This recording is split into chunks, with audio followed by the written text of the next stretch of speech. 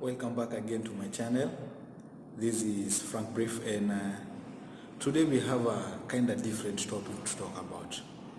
There is this doctor who was the African Union ambassador to the US by the name Dr.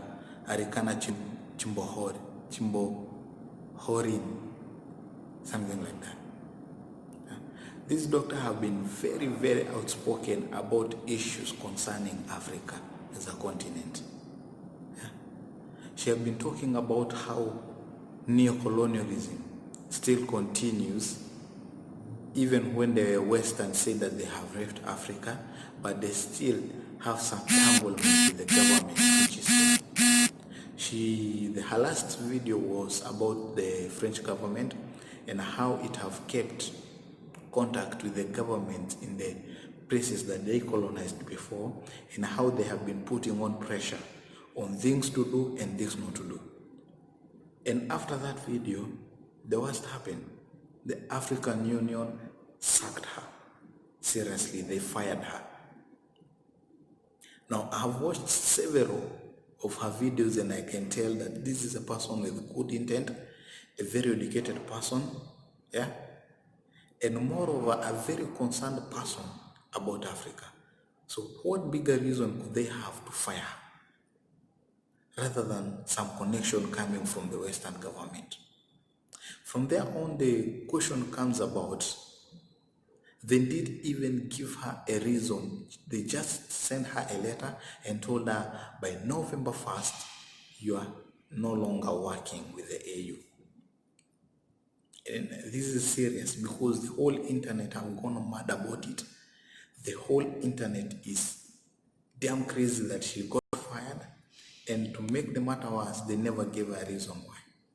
And that comes after she attacked the French government on its neocolonialism to Africa. And this is not the first. The Western Union, the Western countries, they never left Africa. They still keep touch, and they still practice neocolonialism. The Asians are coming in with the Chinese, scrambling again for each and every part of Africa. From there on, we have the Arabs, who our dear African go to get jobs there, but most of the time we just only receive dead bodies back to Africa. And there on we can quote as Putin said, Africa nowadays, it is becoming just a burial place for African themselves. But the issue about these doctors need to be checked on. Please, if you haven't checked that issue, please do so, because this is really, really serious. Please do support Dr.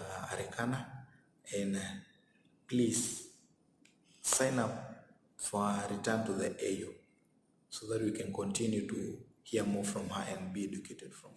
They set out to destroy us.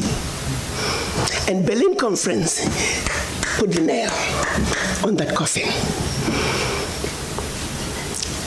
So they gave Djibouti the same sovereignty as the United States.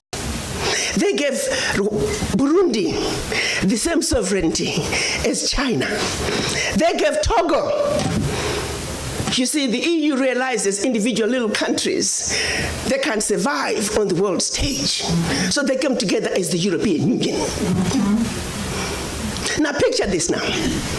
So they cut up this Africa into the tiny little countries, small economies that could never survive on their own, but gave them the same sovereignty as the big boys. So that way, when the little bitty countries go to the world stage for the purposes of development and discussing trade, they're wannabe boxers who are being thrown into the heavyweight boxing ring every day. How do you put China in the same boxing ring with Eswatini? Eswatini has 1.2 million people. China has 1.4 billion people. And you put them on the same stage and say, go at it, negotiate. with me? Yes.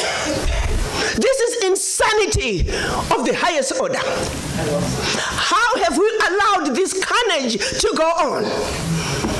When Eswatini is thrown in the same boxing ring with China and Eswatini collapses before Eswatini even gets on the stage, the world says, well, Eswatini, what's wrong with you? Why can't you take care of your people? Well, China came in and said, Eswatini, give me all your gold or else. And if Eswatini does not agree, they just go on next door to Lesotho and give Lesotho an extra $1. And if Lesotho doesn't take it, they just jump on to Togo, Central African Republic. It was all by design. 1884. They did something else in addition to chopping us up. They also set out to make the African believe that everything African was bad and undesirable, and everything Western, particularly French and British, was more desirable. We call that the legacy of colonization. Prior to that, they had started long working on the slaves. Make them think everything about them, forget anything about Africa. Where you come from is a horrible place, diseased and dying people, constantly at war with themselves, uncivilized. Cut out any communications with them. You need to just know what we tell you. And we call that the legacy of slavery.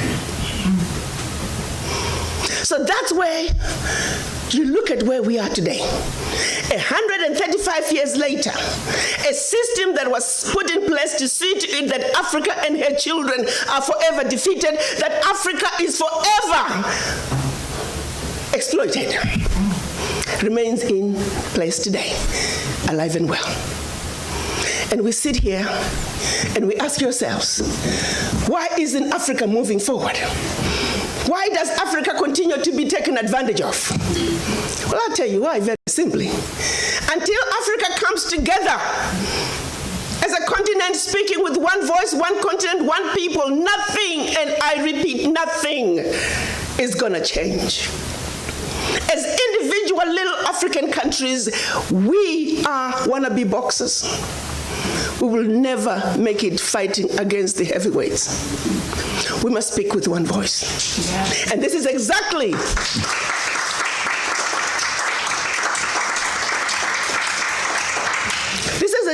what our Pan-African leaders wanted to see happen in 1963 when they came together in Addis Ababa, Ethiopia. They clearly stated that Africa for the Africans at home and abroad, and that African Union was now. They said Africa must speak with one voice. It is the only way for Africa to take its rightful place on the world stage. Sadly, when they went to Addis Ababa in 1963, they were divided. We had two factions, the Casablanca group and the Monrovia group. The Casablanca group were saying Africa for the Africans at home and abroad, and African Union now.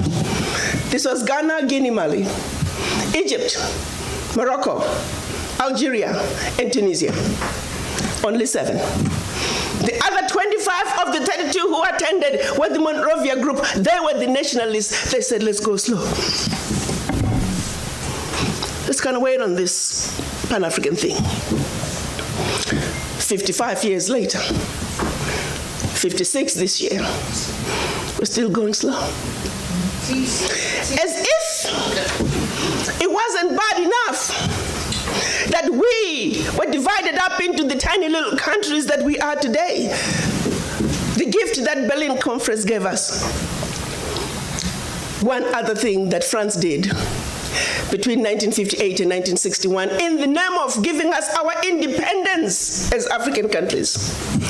France forced the Francophone, and I hate that terminology. There is no such thing as Francophone, Anglophone. They made it up. But for the purposes of communication, I will use that. 14 of those countries, they said, in order for you to get your independence from us, you must sign this document. You thought they could have found a better name for the document. The document was called the Pact for the Continuation.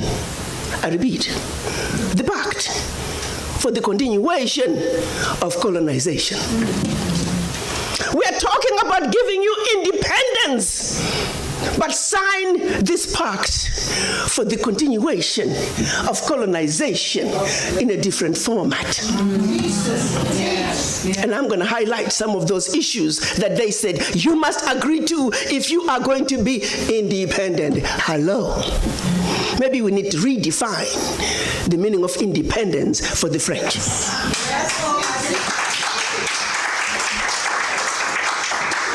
First, France said, you see, you monkeys, you don't know how to manage your money. We're going to demand that you deposit 85% of your bank reserves with the French Minister of Finance. Under the French Central Bank, under the control of the French Minister of Finance. France is then going to take your 85% bank deposits from each and every one of you. Deposit those funds in the French stock market under the French name. And you may or may not know the returns. Today, as we speak, the latest figures are saying for every 14 billion that France invests in the stock market from Africa, they are realizing upwards of 300 billion in return. Every year in, year out, because of these deposits from the African countries, France is taking out of Africa over $500 billion. Now figure it out. For every 14 billion, the returns on the investment are over 300 billion, and they are taking over 500 billion. So in actuality, France is taking out of Africa trillions of dollars year in and year out from us poor people, Africans. Back to the pact. So should you want to access some of your money that you have deposited with France, you have to submit your country's financial returns.